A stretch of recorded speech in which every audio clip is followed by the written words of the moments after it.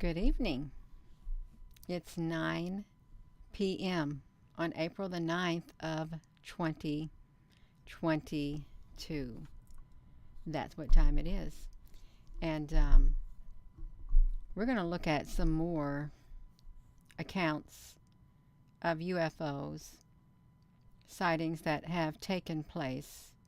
We're going to look at this 9/11 account of this massive UFO that hovered right over a police car after turning it completely off, okay, and shined its great big massive light down on the police car for around 30 seconds, and then it sped off.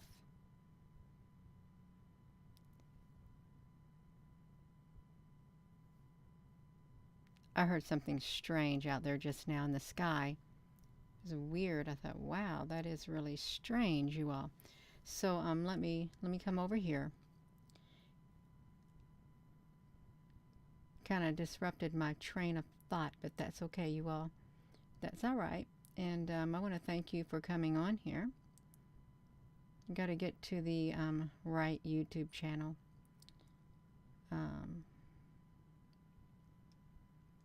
All right, I'm on here. I am on here. Hello there, Christine Mott. Hello, Nature Spirit. Hello, Cloud Rife Wolverine. And hello, dun dun dun dun dun dun. Hello, everyone. Let me pop you over here. So I'm going to change this to live chat. I don't know if it makes a difference. I have no idea, but I want to change it to hola to this, you all. Not much is up. That's right. Not much. Hello there, Al Sanchez. So you all, this is really interesting. I did share something on my other channel today. I shared something about somebody wearing glasses. Okay, and then someone said, well, that person looks like a very famous person that was in the news back in 1994 for half a year. That's all the TV showed. Then I thought, 1994. What happened in 1994? There had to be something significant that was occurring in 1994. So I thought, I want to look up UFO sightings in 1994. So that's what I've done. I've looked up some UFO sightings in 1994 that took place. We're going to look at a few of those, and I hope it's all right. You all really do, because there's always something to report about the UFOs. There is. Let me come back over here. I want to find that one that I was looking in, you all. Let me find it right here. Yeah, I got this right here. Well, no, this is a 1924 right here, you all. Let's look at this. So, the Trumbull County UFO, 1994. 1994. So, the Trumbull County UFO is one of the most intriguing UFO sightings ever. On December the 14th, 1994, in Ohio, Youngstown, the Trumbull County 911 had been receiving calls around midnight from townspeople. The first of the caller was from an adult female who is complaining of a strange flying object that produces strange light and is hovering at a very low altitude near her residence. So the Trumbull County 911 had continuously received so many calls related to this strange hovering object. And I bet it was strange, okay? I bet it was. All right, you know something about the dispatch now. My mother told me that she heard on the Louisville, Kentucky, they are going to delay their 911 calls or their dispatch calls for 15 minutes. That's what they said. They were going to delay releasing them because too many people show up when they hear it. So that's what they're going to do. They're not going to let it come through on the scanner till after 15 minutes or so. You all, that was interesting.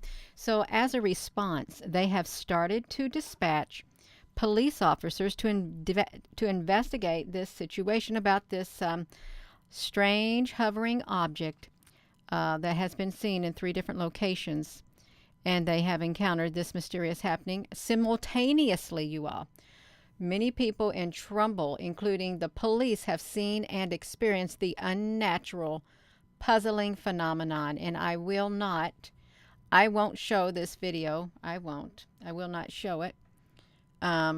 So we've got this man, we got this police officer who, is driving through the country. That's what he's doing. He's driving through the country, and his police car, it literally stops right then and there. I guess they have technology far more advanced than ours, so it rendered his police car useless. Everything shut down immediately. I guess you could compare it to like an EMP, maybe, except he didn't have nothing blowing up, anything like that, you all. So look at this. So they made this video right here unavailable on this part right here. So this was not a man-made object, not man-made, so not yet been published by human technology, because they had all of these, one of the officers with high-powered advanced binoculars seen the closest that people could see. He saw it. So he had, I want to see if this is going to tell. See, this is not going to tell unless that movie right there is going to show you all, but this police officer in this account, he started chasing the UFO after it literally hovered above his police car. He started chasing it. And then all the other police officers started chasing it, and they chased it all over the place, and they were reporting it to the FAA, saying, do you see anything on your radar? They said, we don't see anything within a 60-mile radius. And, they filed a Freedom of Information Act is what they did. They denied it. So this lieutenant, on this 9/11 dispatch recording, he says, I've got red, yellow, green, and blue. That's what he said on the 911 call. First he thought it was just one UFO. Then he saw 3 UFOs in the sky. Okay, that's what he saw, 3 UFOs in the sky. So the news was spreading fast because there was lots of people calling this in, and everybody got the call on that 9/11 dispatch. Okay, they did. It was wow. I listened to it and I cannot play it. And so they had this is the cop out. Look at this, you all. So the Lieutenant Baker says, if those are planets, those guys were talking. If those are the planets that those guys were talking about, somebody actually told them. We had the big wigs come in and say, "Oh, those are planets. They change colors as they get down in the sky." That's what they told him. Oh, that's all it is. It's just planets. They're not seeing a UFO or nothing. And you have all these police officers talking about what they were chasing in the sky. Okay, and they were dismissing them as planets. Okay, that's what they were telling people. They're just planets. So this lieutenant says, then they're planets with Christmas lights on it. That's what he said. They're planets with Christmas lights on it. Come on, you all. This is ridiculous. It is. When you're sitting there and you're seeing it, and look at him. Oh, please be a plane. Please be a plane. He wanted it to be a plane. He didn't know what was going to happen. He had no idea what was going to happen. And then you know what they did when it was all said and done? They said that the officers and everyone else, they were just mistaking it. That's all it was. It was a mistaken as a planet. That's all it was. It was just the planetary lights just changing colors in the sky. Totally threw out everything that they seen. And these people know what they saw. Okay, and they're trying to tell them, no, you did not see nothing. And the FAA, the radar station, you didn't see nothing. Nobody's seen anything, they said. See, that's ridiculous. It is ridiculous. But those colors, let me talk about those colors. Red, yellow, blue, and green. We're going to talk about those colors, red, yellow, blue, and green. Okay, I'll make sure I got this to me. Red, yellow, blue, and green. Why did they come out with that? Okay, why did they come out with that? Because that was the lights. That's the lights that I saw. And my mother saw the 3 UFOs. Those were the lights too. Red, yellow, blue, and green. I bet, I'm like 100% certain. They know exactly what's going on. They know exactly what's going on, but they don't want to admit it, because the day they admit it, the day they are going to lose control, total control.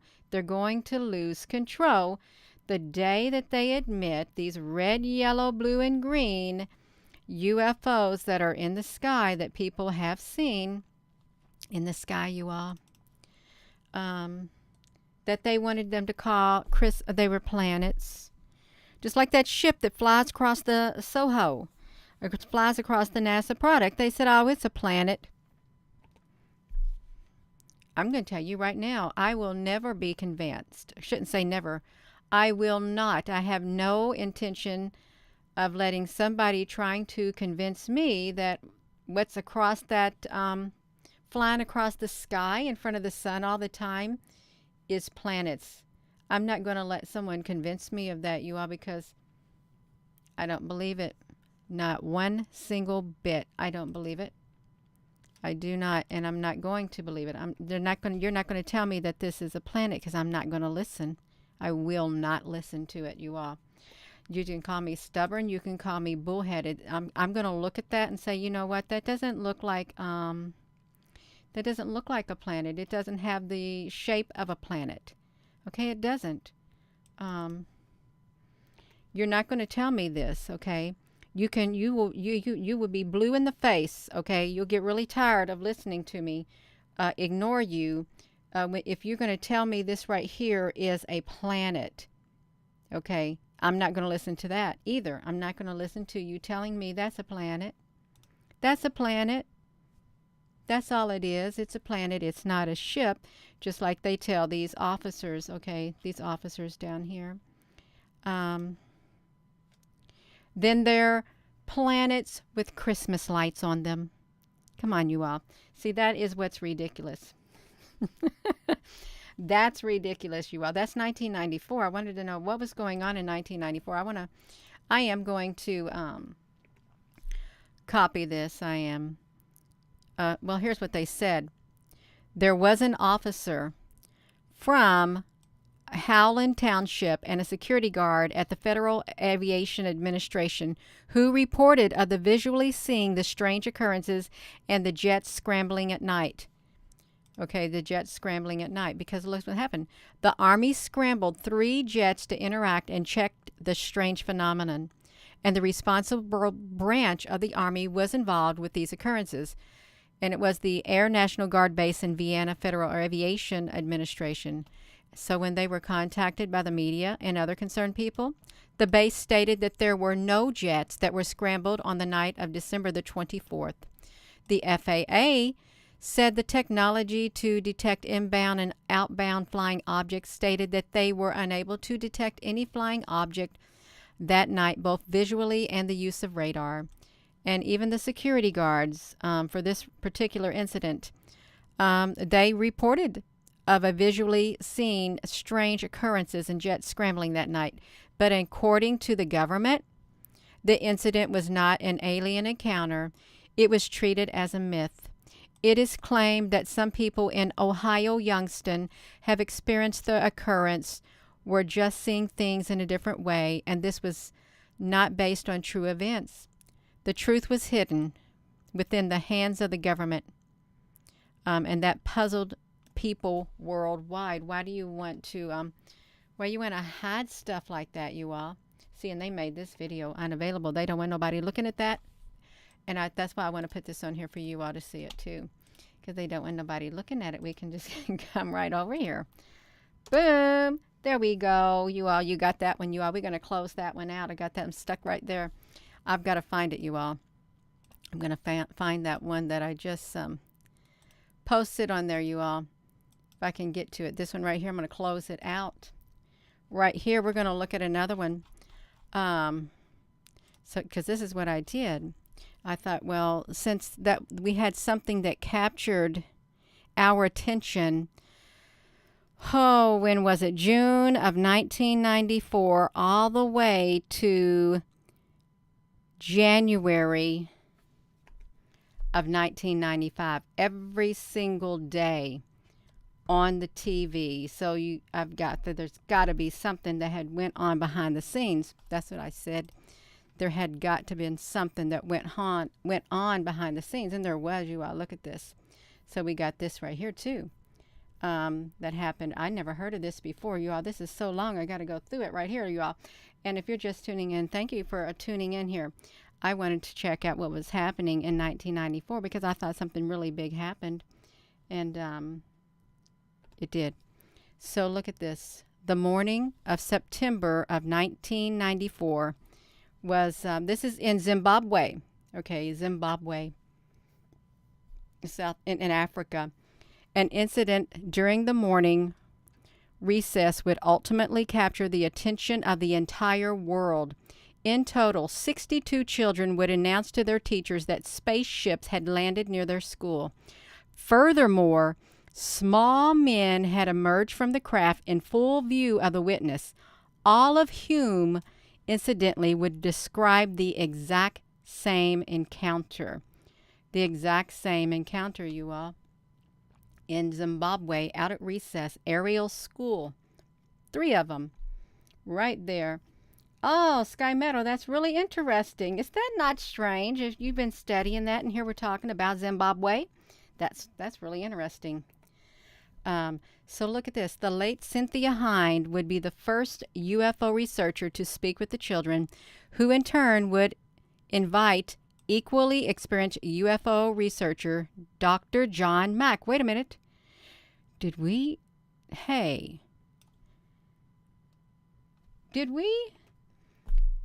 talk about John Mack, Dr. Mack last night, or did we talk about a different UFO person last night? I can't remember who it was. I really don't remember who it was. Was it him? Because I watched the video on it. This one guy, he looked really, really young. The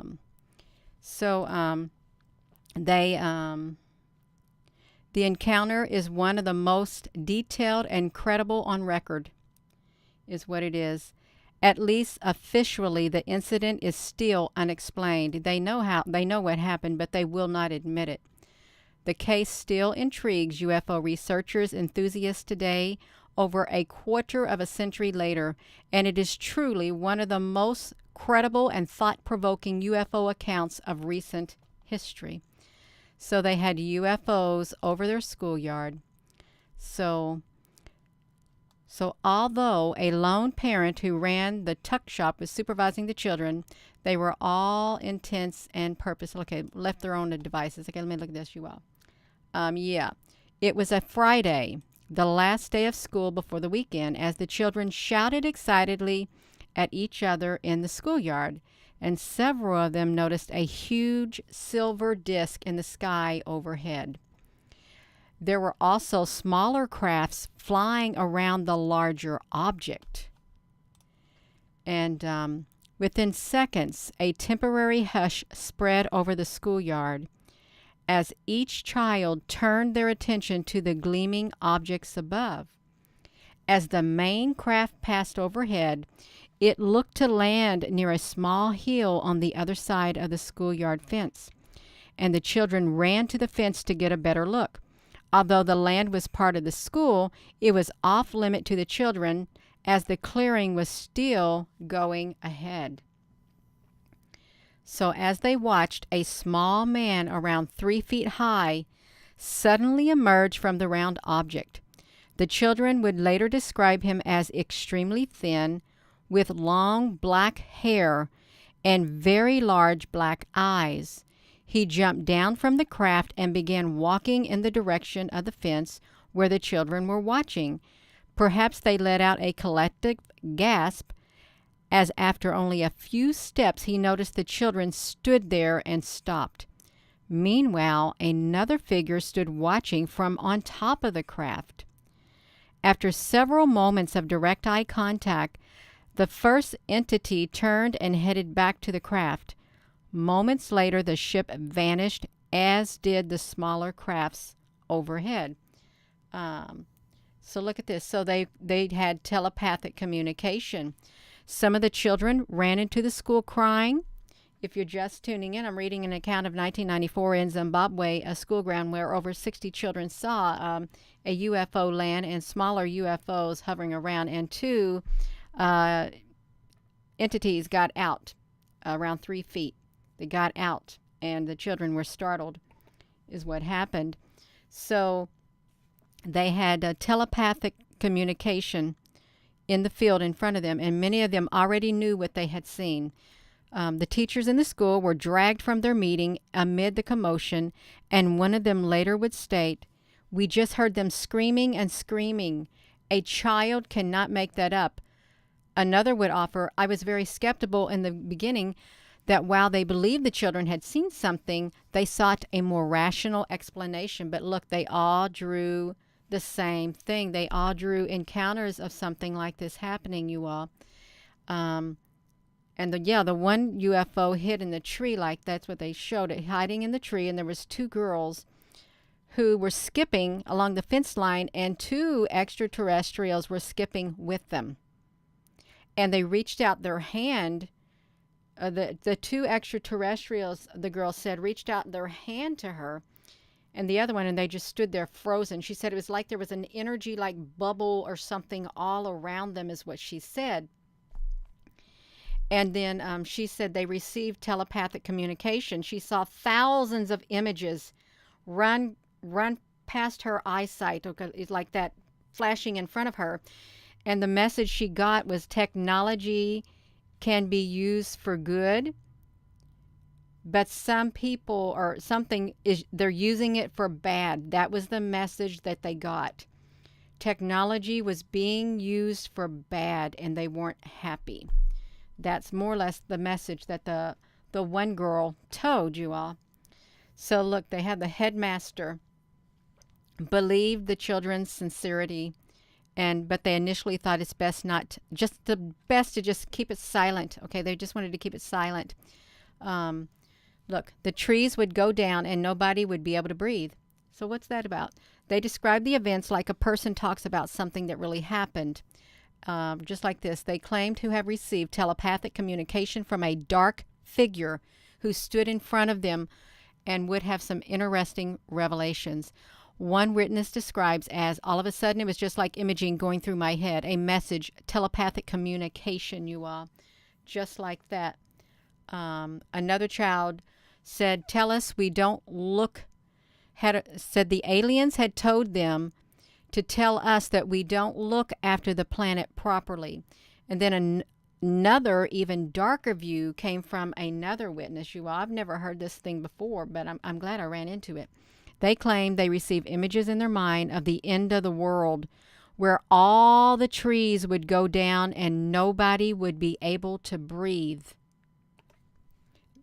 Wow, that's there's only one thing I know that would literally knock all the trees down, and it would be globally. It would take a massive, massive weapon to, boom, get rid of them all worldwide. These details are present in numerous UFO encounters and have been for decades. It's important to remember that the majority of these children, if not all, will have had little to no UFO encounters in any great detail. And the internet says it was still several years away. Even television was far from a wide pattern. I gotta get a drink of water. The children were 6 to 12 years of age, and they would have, they did not make that up at all. They were telling the truth. So here's one girl. Here's John Mack speaking with one of the children. Did anybody remember, like last night, did we mention John Mack's name at all? Dr. John Mack in any of those things? Because it sounds familiar. It really does. Mm. All they can say that there was something over the skies in that morning is what they could say. Look, that the BBC bureau chief of Zimbabwe met to interview most of the children, and he would state that the incident and the accounts of the children who witnessed it gave him a new perspective on life, the universe, and everything. So we got pyrotechnic display was in fact a... Oh my goodness gracious, you all, look at that. There they go again. They dismissed it. They're dismissing it. There were apparent explanations offered that the pyrotechnic display was in fact a meteor shower. However, there were multiple accounts from other witnesses of these fireball-like vehicles over the region that day. Look at that, you all. Look, it says further entrance is an incident took place only 2 days previously, only 25 miles away at the Pier House School. And on that morning, around 100 school children watched a strange flying craft descending extremely low and looking as though it was about to land. And what's more, the radio system that the school bus service used went down completely during the sighting. And was it the same craft that landed in Ariel? So yeah, you all, this is there's a lot of accounts. Look, they're drawing the pictures. I'm just going to skim through here. They'll never forget it. The children drawing their pictures of it.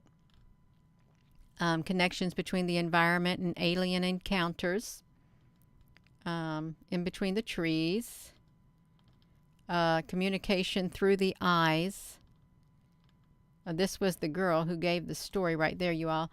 I'm going to put this here so you can listen to it on your own. I'm not going to play that video on here, but I'll put this here so you can listen to her account. She talks pretty low. She does. So we're just going to come over here, and I like to put the links down here that I'm using so you can go back later and look at them yourself. So that was that one. I've got to get to where I see her on here. I got all these windows open. I'm going to close that window out right here. Yeah. So, we have something else. Okay, now we got something else that happened in 1994 right here. What's this one, you all? See, I'm going really good. So let's look at this. Wolverine. Wolverine, honey, are you on here? Are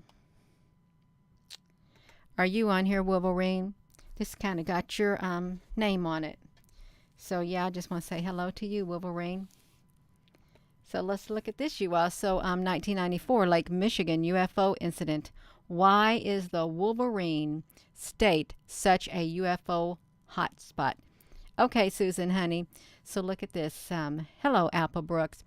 As multiple witness sightings of strange glowing lights over Lake Michigan in 1994 is just one of many sightings to have occurred in the Wolverine state, as well as over this ancient body of water. Did you all know that Lake Michigan, I've never heard it described as an ancient body of water. Of course, I've really never studied it. I haven't, but I think that sounds pretty interesting, an ancient body of water. So not only, look at this, you all, not only were there multiple witnesses on the night in question, one of them was a professional meteorologist who managed to track the objects on his radar system. What's more, he has never wavered from his version of events that are not only recorded courtesy of the official communication records, but are corroborated by other witnesses. Wow, you all, by other witnesses. Look at that. 1994 Lake Michigan UFO encounter is perhaps one of the most credible on record. Look at, they got the green skies. It looked like the aurora borealis is kind of what it looks like. In short, the encounter, while perhaps not one of the most dramatic UFO incidents in the record, is possibly one of the most credible and potentially important to completing the perpetually unfinished puzzle that is the UFO and alien question. Well, what is that UFO and alien question? When we also examined some of the other UFO sightings from Michigan over the years, as well as some of the reports around the same time as the incident over Lake Michigan itself, we start to see similar details and descriptions. So they say, why so many UFO reports come from this part of the United States? Why? Well, they want to talk about this, the spring of '94, when multiple local residents would be witness to an event that remains unsolved over a quarter of a century later. Oh, yeah, that's got a lot of things on it, but that's okay. We can look at it. Let's see this, because I've never heard of this either.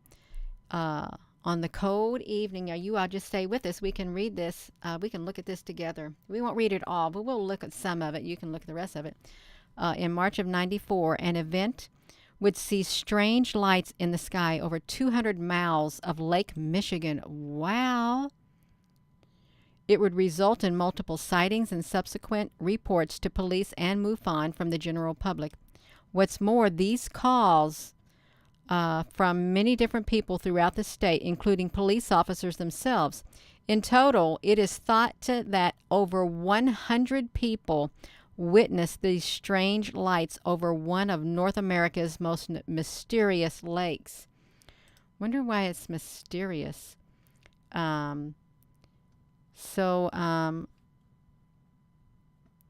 Somebody, the first witness of the strange events that evening were husband and wife Daryl and Holly Graves and their young son Joey, who were at home in Holland when they witnessed several lights in the sky around 9:30. Joey would recall the local press at the time of how he got up and he went to the sofa and he looked up at the sky. He could see 6 lights out of the window above the barn across the street, elaborating that they were red and white and moving. You all look at that. So there were multiple witnesses of this incident, and this is, I guess, what it would look like right there in the sky. Hello there, Starfire. So another witness was Cindy Pravada. She would speak of seeing 4 strange lights, each of which appeared like a full moon, hovering over the trees near her property. And she would state a quarter of a century after sighting that she watched them for a half an hour, further recalling how at one point one of them moved to the highway and then came back in the same position. I saw something about the red UFO too, Puffy Anderson. I did on one of these tabs. So look, she goes like this. She says, it was like it was saying, I know you can see me. One person witnessed the events as a meteorologist with the National Weather Service that evening, and it was Jack Bashong, who was working at the Weather Service that night in Muskegon. I can't say that right. Hello. So that night had begun routinely with nothing unusual to report. Then a phone call came from the Ottawa County dispatcher, who had taken several calls of strange and bizarre lights in the sky, causing them to seek advice as to whether there was any unusual weather that might be causing them. Yeah, that looks really interesting, doesn't it? So that's, I guess, what they were saying it might have looked like. So at this time, Bashong turned his attention to the radar system, switching it to manual control, and he would later state to the media that you could use the radar pretty much like a spotlight, and it was not long before he had indeed registered a hit with the radar. At first, there was just one object registering, which was coasting about 100 miles per hour, and it was as he was watching the object, he suddenly noticed that it had stopped and was now hovering. Then, without any warning, the object shot straight up 5,000 feet, then 10,000 feet, just straight up. And at the same time, a police officer was reporting over the dispatch line that they too could also see the object rising fast into the sky. So here we have sightings with multiple witnesses from various locations, several of whom are police officers, and radar confirmation at the same time as the sighting by a professional meteorologist. So yeah, that'd be kind of hard for you to tell them that they didn't see it. That really would, you all. And they say right here, it's still unexplained till today. Still unexplained till today, you all. But somebody knows. See, that's the thing. Not just somebody, a lot of people know what happened and who they are and why they're here and where they come from. A lot of people know, a lot of them. But look at that. At some stages, the objects would briefly climb as high as 60,000 feet, meaning that Bushong could dismiss the notion that the reading was false and nothing more than a ground clutter. So, Basham observed the readings for some time, tracking them all the way from the southern part of Lake Michigan, where he claimed he observed dozens more. You think they came out of the water? Do y'all think they came out of the water of Lake Michigan? Because underneath Lake Michigan, let's read the rest of this. In total, he would observe large groups of hovering anomalous objects for close to 2 hours, noting that the general area where these objects were hovering was over an open part of the water that was largely completely frozen over due to the time of year. And they're talking about a control tower nearby regarding any strange anomalies. Look at that, you all. So, is there a base below Lake Michigan? Is there? I wonder if there is. They got other intriguing sightings from the Wolverine State. I'm going to put this in here for you all. I'm going to do this. Let's put it right here. From the Wolverine State. So, Lake Michigan. What would... what is under Lake Michigan, you all? UFO base?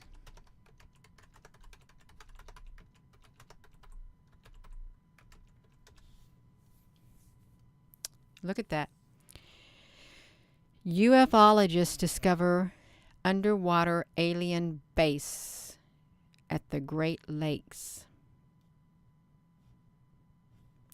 Should we click into it? Is this at the Great Lakes? Is that near Lake Michigan?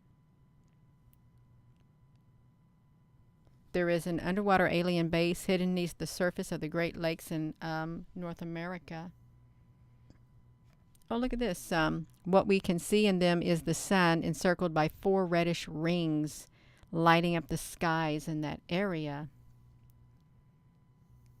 Oh, wow. Look at that.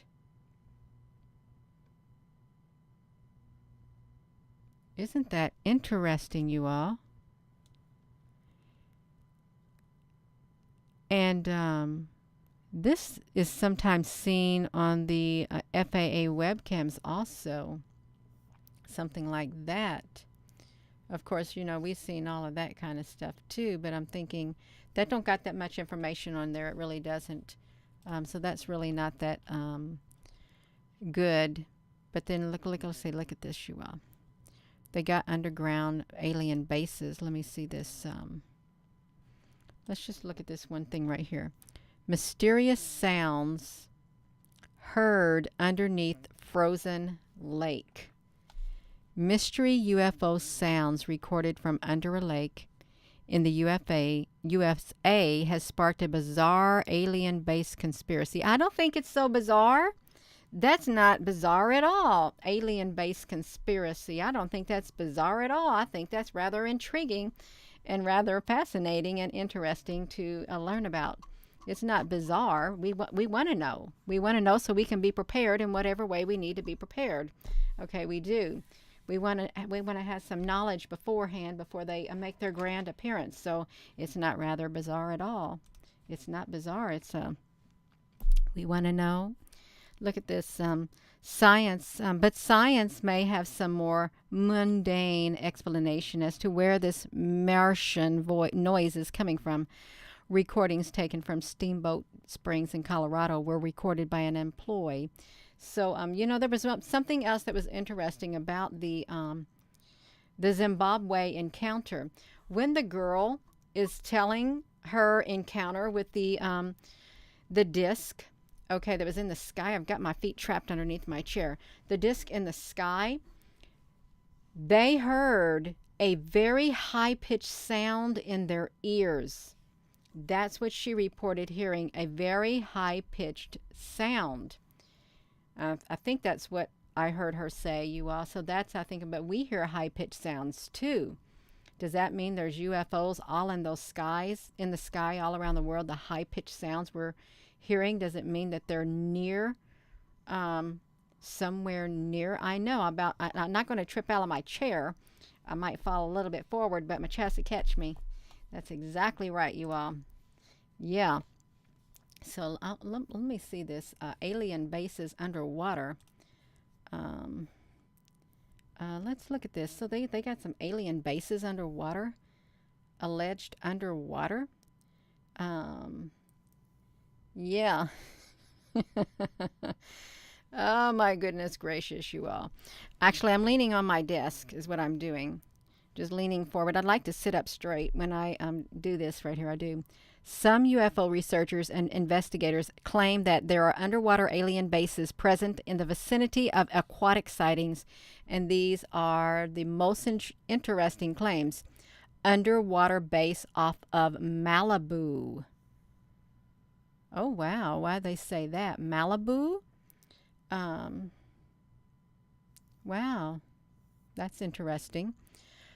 California has been a UFO hotspot for years. A structure discovered 2,000 feet below the water off the coast of Malibu was in fact an alien base, and it didn't come as that much of a surprise. The structure has a distinct oval shape that appears to be flat on the top and pillars holding up the main roof of the mysterious anomaly. These pillars look to be spaced evenly apart. So they got Malibu.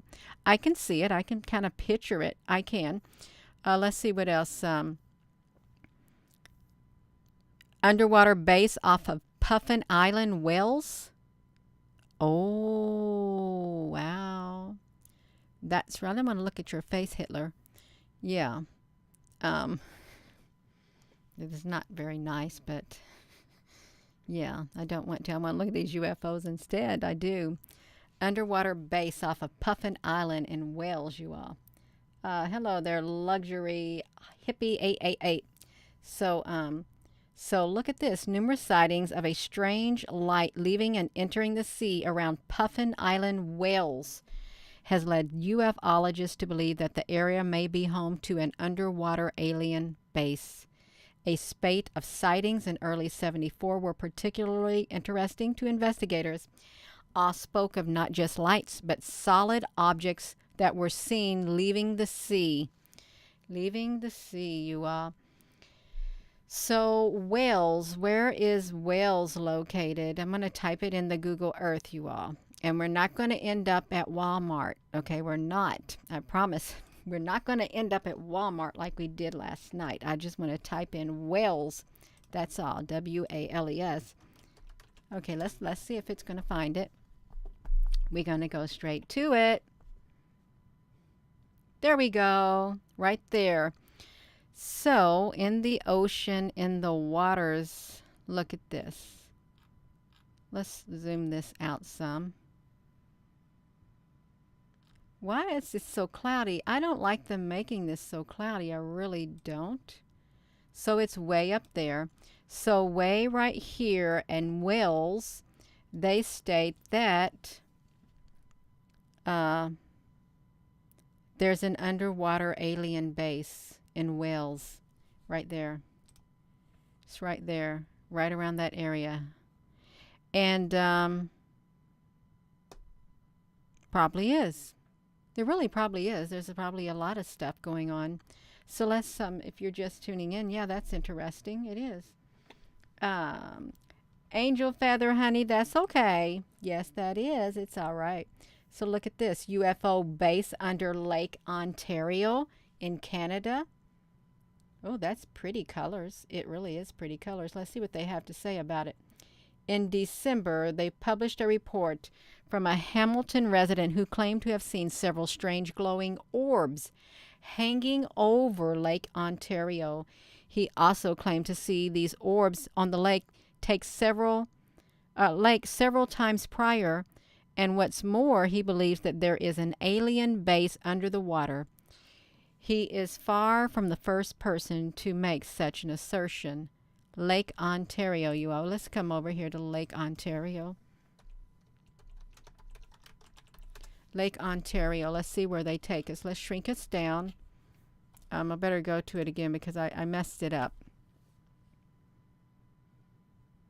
So right here in this lake, there is an alien base. That's what they said. Right there in that base. Or in that lake, there's a base. Somewhere down there in the murky waters. Well, I wouldn't be surprised one bit, you all. I would not be surprised at all. One bit. That's right, you all. So they have got this. Look at this. In 1981, 5 witnesses who were driving alongside Lake Ontario early evening saw a dome-shaped craft flying over the water. Just like that, dome-shaped. Flying over the water, and they followed the craft for some time before seeing it begin to descend and enter the water. And then it disappeared from their sight. And perhaps the stories of an underwater alien base stem from a 77 book, The Great Lakes Triangle. Oh, who made that many planes and people disappeared over Lake Ontario. That's really interesting, you all. That really is interesting to hear about that. So let's look at this one. So let's see this. The flight corridor to the underwater base in North Island, New Zealand. You all, let me do this. Let's see where North Island, New Zealand is located. I want to see on here if we can put that in there. Let me shrink this down. I want to try to shrink this down because I want to see where it's going to take us. North Island, New Zealand. They got a base in North Island, New Zealand.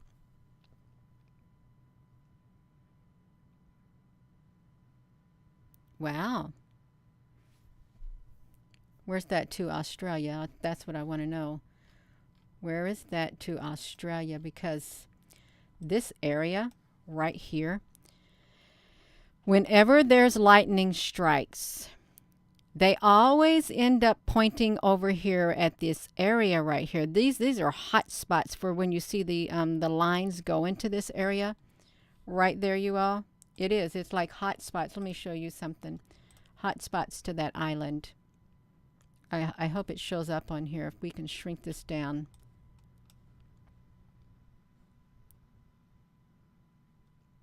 It would be like around in this area, and I don't have these I don't have the things turned on, but this is a area where there is a lot of activity that happens.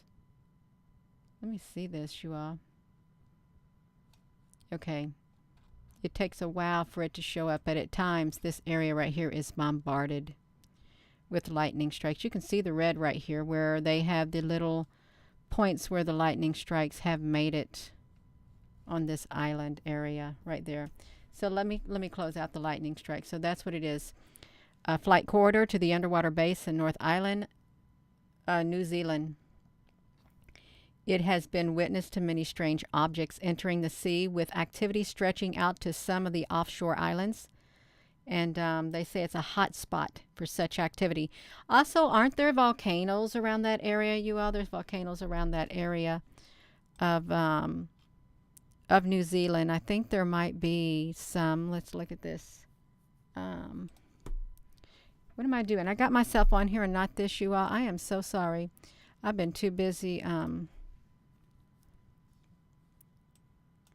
not paying attention. I get too caught up is what it is. Let me look over here. Let's find New Zealand over here. What you got going on over here in New Zealand? Okay, well, you got a lot of stuff going on up here, but not specifically down here, you all. So, yeah, at times that's what happens.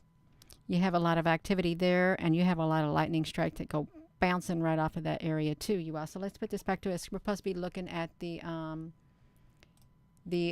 underwater bases between March of 95, January and March of 95. There were dozens of sightings of these objects coming and going around in that area. These were not limited to nighttime, with many of the objects being witnessed during the daylight hours. On a particular daylight sighting on March the 9th of 1995, it began with two fishermen who witnessed a bright silver ball-shaped craft that seemed to glow or pulse as it moved and emitted a strange red stream behind it. The two men saw the object for less than 10 seconds before it vanished from their sight. Then 2 minutes later, the sightings of what seemed to be the same object by the control towers in Hamilton International. And further, they saw several reports that phone in a local radio station from concerned residents who described a very similar object in the bright sunny sky. So this is, oh, look at this. So the Pacific Ocean humming is actually marine life breaking wind? With that, so the alleged underwater alien bathes in the depths of the Pacific Ocean. The mainstream scientific explanation is actually stranger than the UFOologists. According to them, they say that the low humming sound that has had people searching for bases and installations for over 2 decades is nothing more than a sea creature releasing gases. Oh, dear goodness, I don't even want to read that. It's been studied since 1991, and NOAA. UFOologists argue that rather being a sound of the natural world, it's the sound more akin to those electrically powered artificial structures, okay, of a top secret. The existence of a top secret underwater base. That's what I think that's what it is. A top secret underwater base in the Pacific Ocean, you all. That's what it is. It's a top secret Pacific Ocean. Right over here. They got top secret base in the Pacific Ocean. Why aren't you moving? Why does it want to, it doesn't want to move, does it? Let me see what part of the, I just wanted it to do this. Let me just see if that's going to move. Now it's going to move. Okay. That's fine. It can move right there, you all. So that's top secret base, and that's all they want to say about it. That's it. Probably because we got the observatories that have UFOs flying across their night and day. Flying all the time, you all. I've been showing it too. I have been. The UFOs flying all around that. Look at this strange lights in Puerto Rico. Ooh. Look at that, you all. We got all of these strange lights right here. Yes. So the island of Puerto Rico has numerous accounts of UFO sightings, particularly along its northeastern coastline. And if you don't know where Puerto Rico is at, you all, we can just copy over this. Let's come over here to Puerto Rico and see where it's located.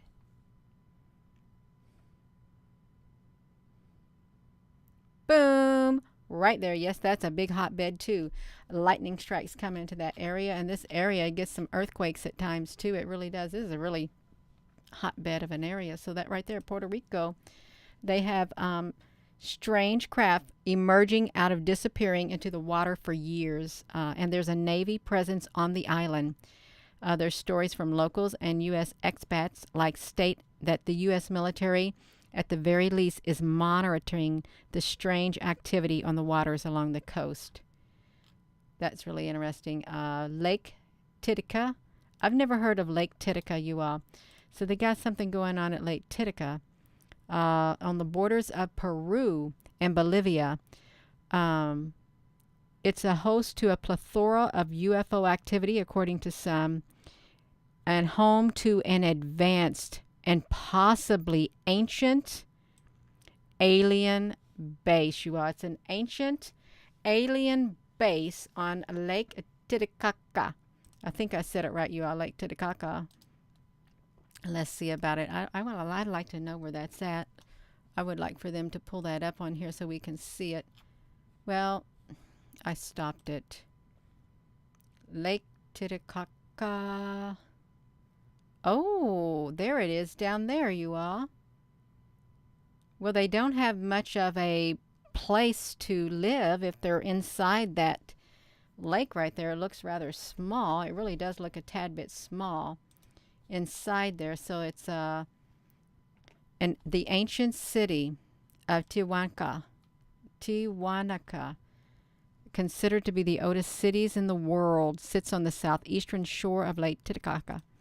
UFOlogists and ancient astronaut theorists in particular state that the advanced level of agriculture, irrigation, and astronomy, as well as structures, suggests advanced building techniques lead them to believe an extraterrestrial race once resided there. Look, this place seems to depict an ancient Mesopotamian underwater gods that they claim were from an alien civilization that once resided under the still waters there. Wow, you are under the still waters there. I'm sure it probably does. Really, I am. And look at this. Oh, no, my gosh, you all, look at that. Alien base under Guantanamo Bay? Have you all ever heard of that? I've heard it all now. Alien base under Guantanamo Bay.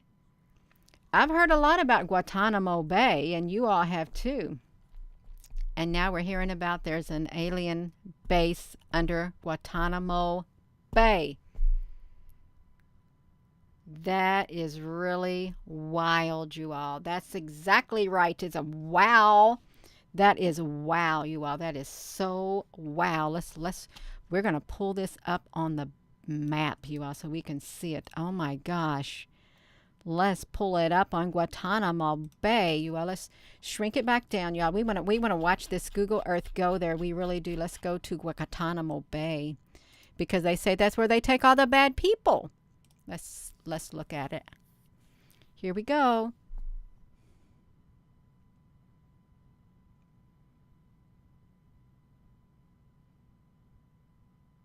Right there.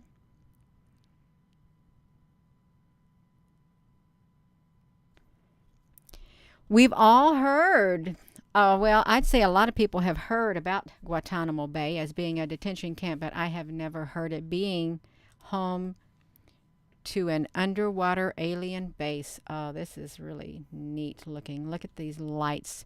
According to former U.S. Marines who served at Guantanamo Bay in the late 60s, there is an underwater alien base off the Cuban coast.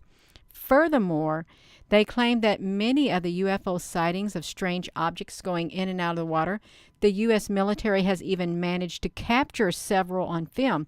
He states that he and his colleagues were under strict instructions not to talk about the strange activity they witnessed there. The Marine claimed that the craft he witnessed appeared to be made of a dull metal with a series of blue lights. When they would enter the water, the blue lights would still be witnessed but would grow fainter and fainter, suggesting to him that whatever the object was, it was descending deeper into the water, you all. It's going deeper into the water, just like that. Right down there in the water, perhaps coincidentally around 90 miles north of the U.S. base in Gulf Breeze, Florida. There have been several UFO sightings that seem to match the description of the crafts described by the unnamed Marine and may suggest they are originating from the same place. So where is this Gulf Breeze, Florida, you all? They got UFOs that seem to be originating from the same place. I want to shrink that down. So we got Guantanamo Bay is a U.S. base right there. So we're going to look at this other one because this would be interesting too. Let's see what you got going on in Florida because somebody has said that you got the same type of UFOs originating from this area right here in Gulf Breeze. Right around that area.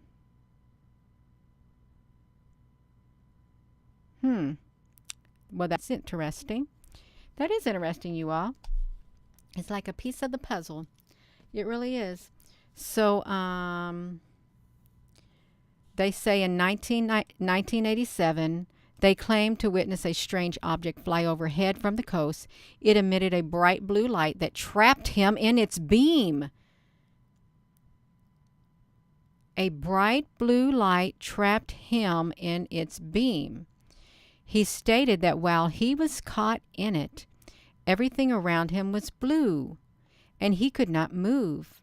Walters did manage to take several pictures of the craft, and hundreds of witnesses came forward to say they too seen the strange object that evening.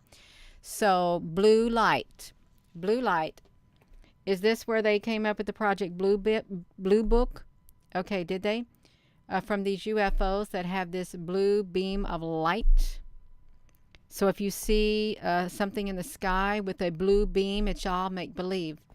If you, I guess, something. I don't know, you all. I don't. I'm sure everything is tied together somehow, some way. So listen to this. There is debate over the credibility of his account. MUFON seemed to believe the sighting was genuine, while others stated the photographs were fakes. It's a strange twist. See, of course they're going to call everything fake when they don't want the truth coming out. You're going to have people try to make it sound like that. So the story was said to have discovered a model craft very similar to the object that Walter stated that he had photographed. Look, they say there is a model is obvious plant to discredit him. Well, I think he did take the pictures that he took, and he is totally right on that, and they know he's right, and they just want to just send the trolls out after him. Okay, if they had trolls back then, they sent them out. They went by a different name. Okay, they did to try to discredit him. Guess what? It didn't work. It still don't work today when they try to do stuff like that, you all. That's right. Water is blue, so is the throat chakra. So you all, we got one more thing. What is this? Lake Erie in Ohio. Didn't we just see something about Ohio, you all? I'm sorry this is taking so long for you all. I really am kind of sorry it's taken you all so long to listen to me, because it's taken me so long to go over this, you all. It is. I apologize. So increased sightings at Lake Erie in Cleveland, Ohio. So let's see that.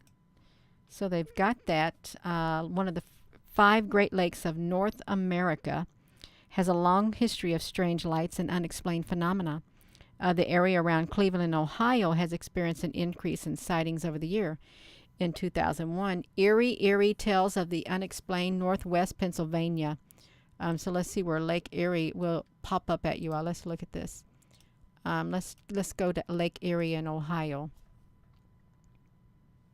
We got to travel at warp speed, you all. We're going to get there. Boom. Right there. So, Lake Erie, right up here, one of the 5 lakes.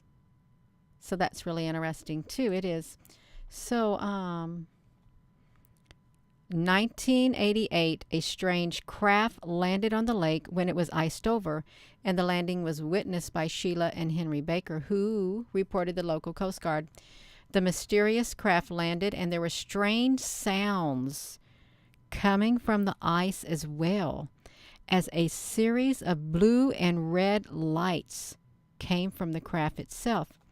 There also appeared to be several strange triangular objects jettisoned from the descending object. These triangles seemed to move purposely around in all directions along the icy surface of the lake.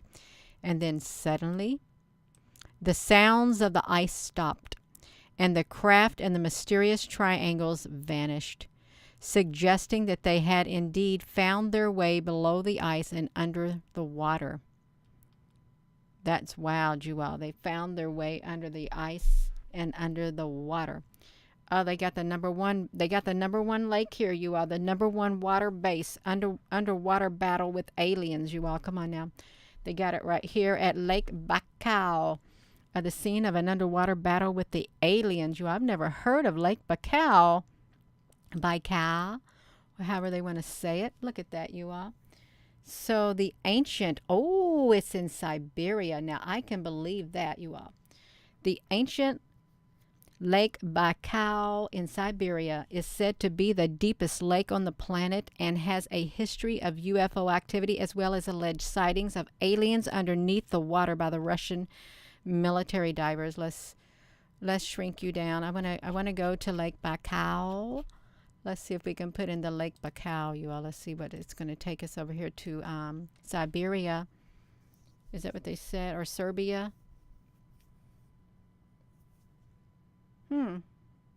Okay. There we go. Right there you are. So that's what we see right there. So look at this. So the sightings date back to the Soviet era, since the Gulf War. Many people tell accounts of a huge mothership hovering above the expanse of the water, and even humanoid beings in strange, shiny suits climbing down from these ships and into the water.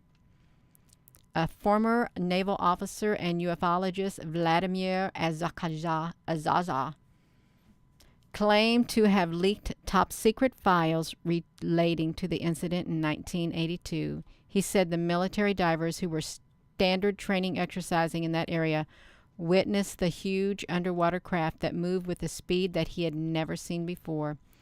And several days later, even more bizarre twist is when the divers witnessed several strange beings underwater. They wore shiny suits and what appeared to be a small, advanced oxygen mask.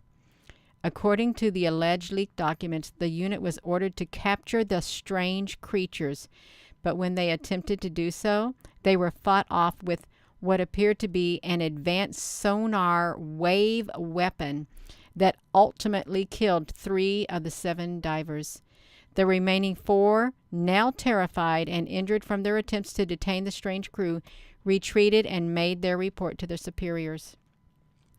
So look at this. The ISS seemed to show 2 distinct saucer-shaped anomalies in the region under Lake Baikal, and the possibility that these saucers were crafts had been witnessed earlier. So did they get that? Well, no, I can't see that. No, this ain't that. So yeah, they got all this stuff going on all around the world. I'm going to put that down there. I had other tabs open, but I don't think I should read them anymore because I just don't. I think I've probably been on here probably around an hour, and I had other ones open, but I'm not going to read them because it's okay. It really is okay, you all. It's all right, but I can stick them in here, you all. That's what I can do. Just stick that one in there. That'd be fine. That has some 1984 UFO things that are going on. That's right. So I think I probably better go, you all. It's we've been on here an hour and 7 minutes, you all, and that's okay. It is.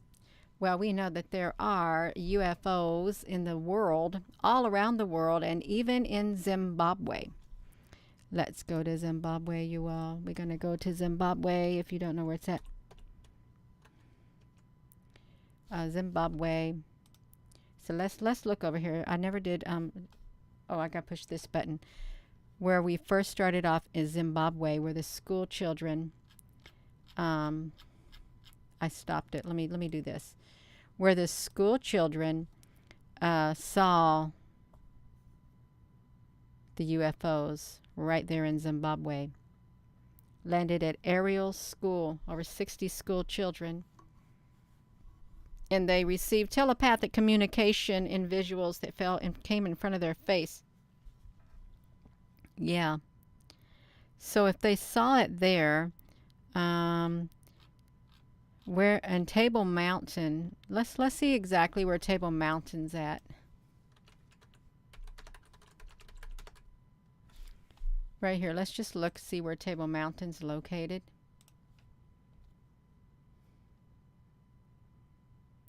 Right there, because I think that area is like one of the largest bases on the face of the earth. I do. This whole area, Table Mountain. So I think I am going to go, you all. I've already wore myself out talking, but that's okay.